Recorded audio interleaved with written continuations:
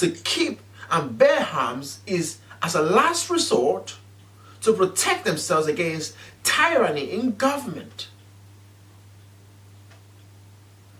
And James Madison, in its Federalist paper number 46, the ultimate authority resides in the people alone.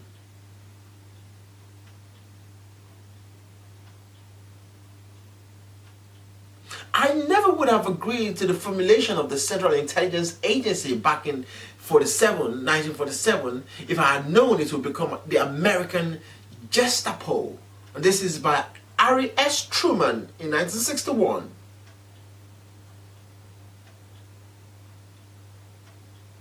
We must make our choice, and this is Thomas Jefferson again.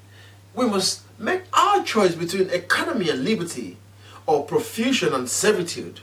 If we can prevent the government from wasting the labors of the people under the pretense of caring for them, they will be happy. And Paul Volcker, the former Federal Reserve chairman, the former chairman of the Feds, states, the standard of living of the average American has to decline. I don't think you can escape that. Back to the Thomas Jefferson again.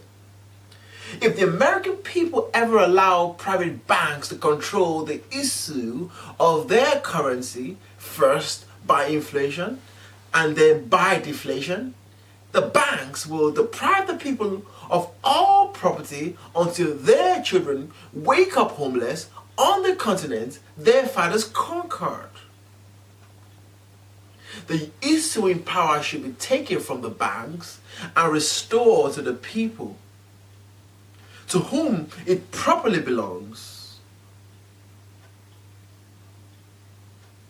A few who can understand the system. Now this is the Rothschild brothers of London, and in their statement they said, a few who can understand the system, check money and credits, will either be so interested in its profits or so dependent on its favors that there will be no opposition from that class, while on the other hand, the great body of people mentally incapable of comprehending the tremendous advantage that capital derives from the system will bear its burdens without complaint and perhaps without even suspecting that the system is inimical to their interests.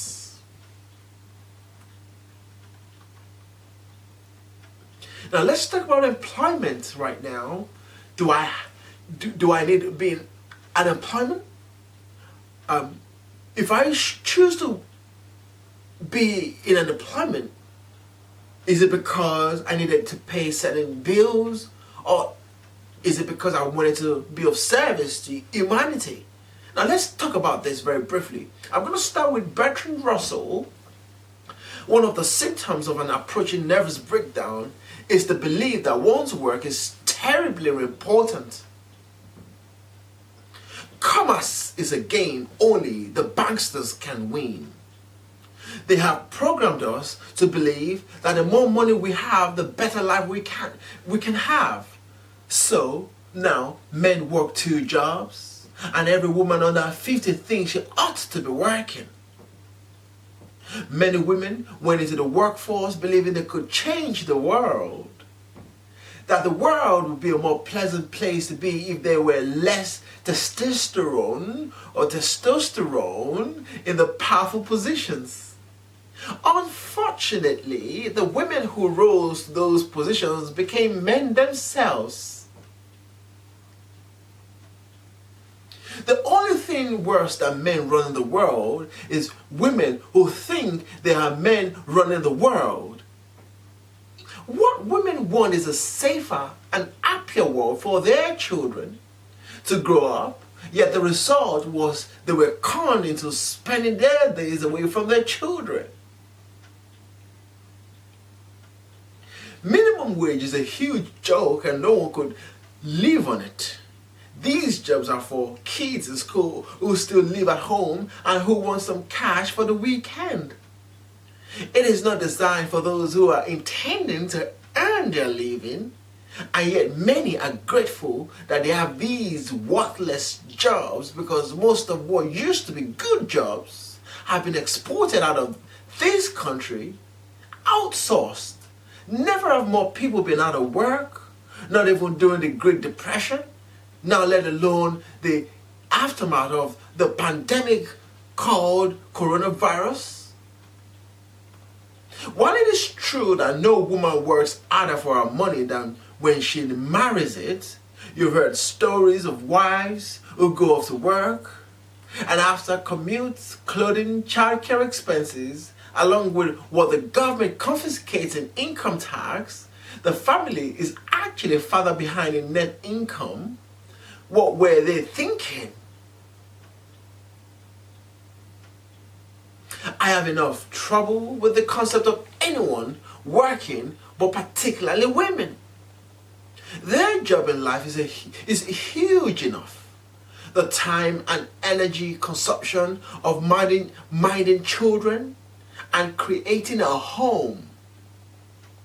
Now, I do not have any problems with women in employment, neither do I have any problem with women working, but what I consider to be a bit of a difficulty here is when women go into the workforce and their little ones are not adequately cared for or adequately nurtured by these mothers who are now in corporate America. I expect women to work, but to do what they love to do. If she has a passion for writing books, by all means she could write the books at home or in her own office where she's formed. If she wishes to be a therapist, she could have her own surgery for it. Now, when the simple truth about banking is revealed, we will see that the economic effect of their stealing and counterfeiting has meant that wives must work for the family to survive. If the banking problem is corrected, wives will have the option to stop working while keeping the same standard of living, or working and doubling the family's wealth. If enough of us learn about the fraudulent banking system, our loans could be forgiven or discharged. The government's budgeted balance, the personal IRS and the CRAs and the HMRC tax cut to zero with no other taxes. If the banks pay their debts, we could all be out of debt.